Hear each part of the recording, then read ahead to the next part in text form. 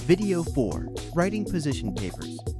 As already mentioned in the previous video, mastering the negotiation topic and background of your country will often prove very useful in forming a state's cohesive policy. This policy will form the basis of the position paper all delegates must write.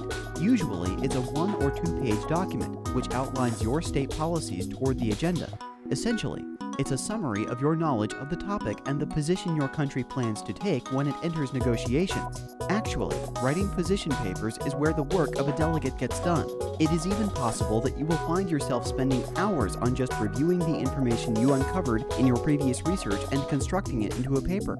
Nevertheless, remember that good position paper will not only enhance your knowledge, but will also serve as a base for your argumentation in final resolutions.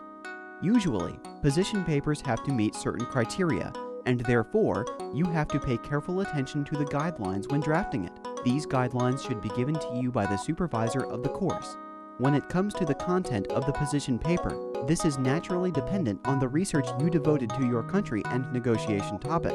Remember that the result should be concise, complete, organized, and solution-oriented paper, reflecting the perspectives and priorities of your assigned country. Here are some tips on how to create comprehensive and detailed, but also quick and painless to write position paper. First, let's have a look on what your material should include. Start with a brief, one-sentence introduction to the country's involvement or interest and its history regarding the topic. Then, follow with the country's background on the topic, including the actions taken on a national level and other current topic-oriented policies. You can also mention actions taken on the international level, including resolutions, conventions, and declarations that your country supports.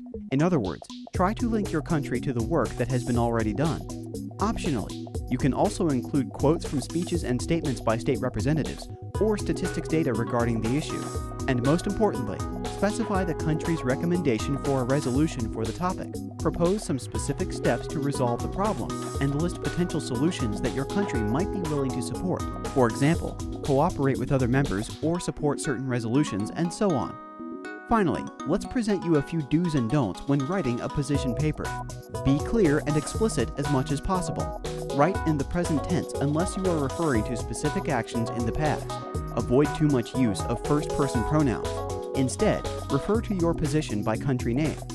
Try to avoid superlatives, which in some cases tend to sound like exaggerations. Check frequently used terms and verbs and try to incorporate it in your paper. Review sample position papers that can be found online. Last but not least, remember that the more extensive research you conduct, the easier writing of a position paper becomes. Best luck!